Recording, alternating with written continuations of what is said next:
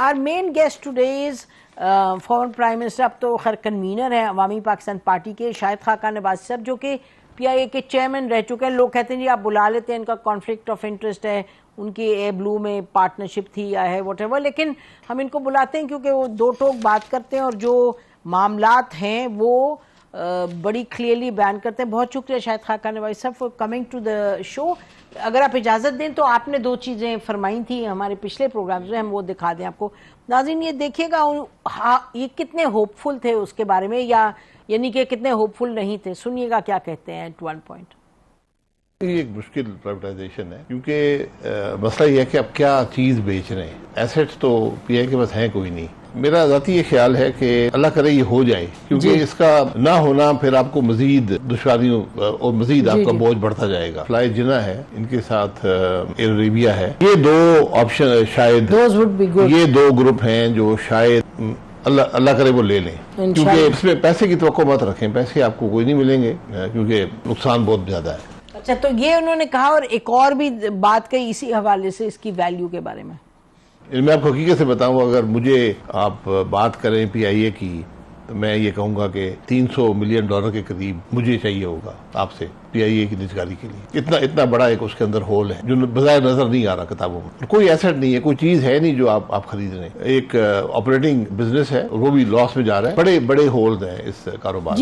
जी, तो ये इनकी असेसमेंट थी शायद साहब। ये जो आप कह रहे हैं कि $300 मिलियन, यानी कि जो जाए इसको करने के लिए, यानी प्राइवेटाइज करने से पहले ये जरूरत है, या आप कहें as a person who is going to get PIA उसको $300 मिलियन दें? थोड़ा एक्सप्लेन। देखिए, ये तो था जब मैंने देखा नहीं था कि स्ट्रक्चर क्या है PIA की प्राइवेटाइजेशन का। तो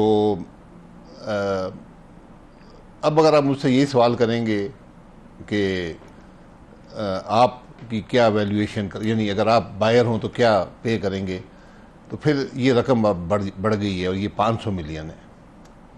आप 5 साल में हर साल $100 मिलियन दें तो PIA प्राइवेटाइज हो सकती है। मेरी ये वैल्यूएशन है। दें $100 मिलियन? जो खरीदार है उसको हुकूमत पे करे, अगर $100 मिलियन हर साल। इतना PIA में इतना बड़ा जो स्ट्रक्चर बनाया है उसके हवाले से इतना बड़ा उसके अंदर होल है।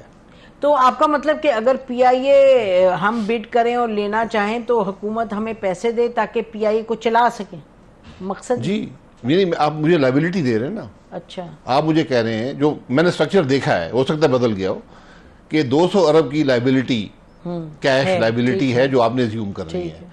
200 अरब बनता है $700 मिलियन।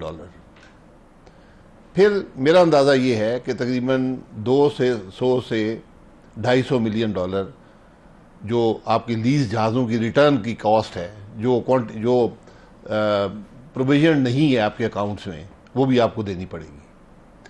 इसके अलावा क्या क्या चीज़ें मुझे उनका पता नहीं है। बहुत सी और मामलात भी हैं कि पेंशन का क्या होगा, लॉन्ग टर्म चीज़ें क्या होंगी। ये तो जो चीज़ें नज़र आ रही हैं। आपने ये अल निहान ग्रुप का खत तो देखा है?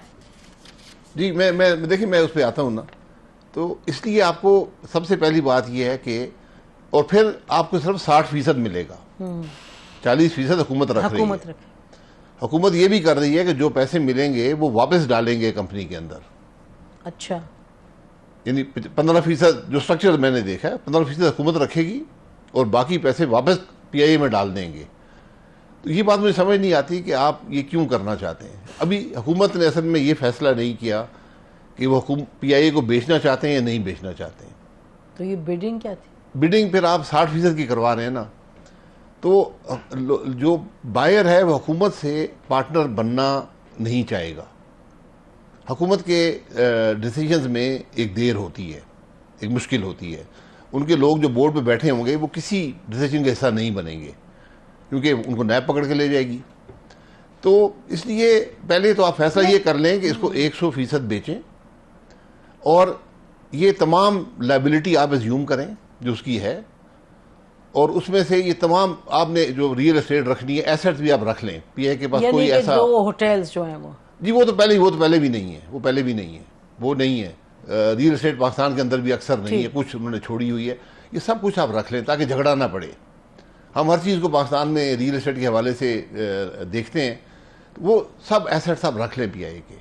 आप कंपनी को प्राइवेटाइज कर दें, ताकि वो कोई ले लेगा कुछ रकम शायद देकर, अगर ये स्ट्रक्चर आप बनाएंगे। जो आप अभी आपका स्ट्रक्चर है तो मेरी वैल्यूएशन उसकी $500 मिलियन आपको बायर को पे करने पड़ेंगे। ये ब्लू वर्ल्ड वाले जो हैं 10 बिलियन दे रहे थे, अभी एक्सेप्ट कर लें, यकीन करें अभी एक्सेप्ट कर लें जो वो कह रहे हैं। और यानी कि 500 जो मिलियन है वो नहीं देने पड़ेंगे आपको ब्लू जी वर्ल्ड? नहीं, वो तो कह रहे हैं हम 35 आपको 10 अरब देंगे, वो $35 मिलियन बनते हैं। बिल्कुल दे दें, आज दे दें, बहुत अच्छा सौदा है। तो जो अल नहांग ग्रुप ये क्या है, कुछ आपको अरे अल नहांग ऐसे बहुत से आएंगे, बिड प्रोसेस में हिस्सा नहीं लिया ना। मैं जो भी हूँ, मैं बिल गेट्स हूँ, तो मैं अगर बिड प्रोसेस में हिस्सा नहीं लिया तो मैं इसमें नहीं पार्टिसिपेट कर ये सकता। बताइएगा कि क्या हुकूमत के पास ये लीगल अथॉरिटी है to reopen the bid and से कि अच्छा और आ जाएंगे? जी बिल्कुल, वो इसको नई बिड करवा सकते हैं स्ट्रक्चर, लेकिन स्ट्रक्चर को मेरी राय है कि स्ट्रक्चर चेंज कर लें, 100% सेल करें। और फिर हुकूमत ने बहुत सी चीज़ें रखी हुई थी कि ये रूट्स भी तुम चलाओगे, ये बिजनेस प्लान भी इम्प्लीमेंट होगा, नाम भी नहीं बदला जाएगा। आपने देखा स्ट्रक्चर? जी मैंने स्ट्रक्चर देखा है। तो वो ऐसी चीज़ें हैं कि जिसको कोई बिडर एक्सेप्ट नहीं करेगा। जहाँ भी हुकूमत की इंटरफियरेंस आएगी मामले में, अब मैं पैसे भी आपको $700 मिलियन की मैं लाइबिलिटी भी एज्यूम करूँ, फिर आप कह रहे हैं कि $300 मिलियन तुम पे भी करो, 85 अरब जो है, और उसके बाद आप कह रहे हैं कि PI भी उसका 3 साल तक तुम कुछ कर भी नहीं सकोगे, जितनी लॉसेज आएंगी 3 साल वो भी तुमने एज्यूम करनी है, हुकूमत नहीं करेगी। हुकूमत की 40% शेयर होल्डिंग रहेगी, तो 3 साल तक 100% नुकसान आपके खाते में आएगा। इस तरह ये प्राइवेटाइज नहीं जी, जो ग्रुप्स जो पुल बैक किए थे उसमें से, इनिशियल प्रोसेस में से, हमारी उनसे एक से बड़ी तफसील में बात हुई तो उन्होंने हमें कहा कि जी इसमें तो सिविल एविएशन से भी हमें डील करना पड़ेगा, FBR से भी डील करना पड़ेगा, और हम इसमें नहीं पढ़ना चाहते बिल्कुल भी। जी, बिल्कुल। तो इस वजह से, लेकिन ये आप ये फरमा रहे हैं कि अगर अल नहांग ग्रुप को एंटरटेन करना चाहे हुकूमत, जो कि ग्रुप का भी नाज़रीन कुछ पता चल नहीं रहा, हुकूमत की तरफ से किसी से नहीं बात हुई, कोशिश करें बात, लेकिन जो सोशल मीडिया पे कुछ नहीं मिल रहा ऑनलाइन जिससे हम कहें कि मुसद्दिक़ा बात है। तो एक और ग्रुप का जिसका जिक्र किया है हमारे अपने रिपोर्टर्स ने, जिन्होंने इस पे कुछ रिसर्च करने की कोशिश की, उन्होंने कहा जो अल अरेबिया ग्रुप है शायद अभी वो टोटली आउट नहीं हुआ from the bid, which is fly Jinnah group. देखिए बिड तो एक ही आई है, बिड दी एक गई है, तो फिर उसमें आउट हो नहीं, गए। जो इंटरेस्टेड पार्टीज का जो था इंटरेस्ट, क्या देखिए 6 पार्टीज ने EOI एक्सप्रेशन दिया था, उसमें 5 ने बिड नहीं की। जी बिल्कुल। अब सिर्फ एक बिड आपके पास है, उसके अलावा आप कोई चीज़ कंसिडर नहीं कर सकते।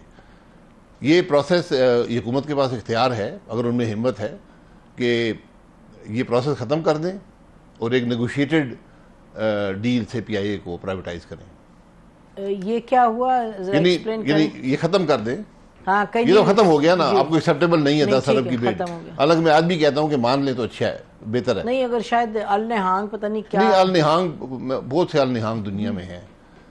अब आपने अगर करना है अल नहांग मसल आ गया मसलन या अल अरेबिया, तो आप हुकूमत ये बिड का प्रोसेस खत्म कर दे और एक नेगोशिएटेड कैबिनेट जो है नेगोशिएटेड प्रोसेस की इजाजत दे दे कि प्राइवेटाइजेशन कमीशन जो है वो नेगोशिएट करके PIA की सेल कर दे किसी भी पार्टी से। जी 85 अरब पे सेल कर दे। 85 अरब आपने बिड प्राइस तो 85 अरब पे सेल करने हैं, जो इंटरेस्टेड पार्टी नेगोशिएट करके ये एक तरीका है, इसको ये ऑप्शन है, या फिर बिड के जो पैरामीटर्स हैं उनको मुकम्मल तौर पे बदल के आप इसको करें। ठीक है, 2 ऑप्शन है। ब्रेक लेते हैं नाज़रीन, ब्रेक के बाद आप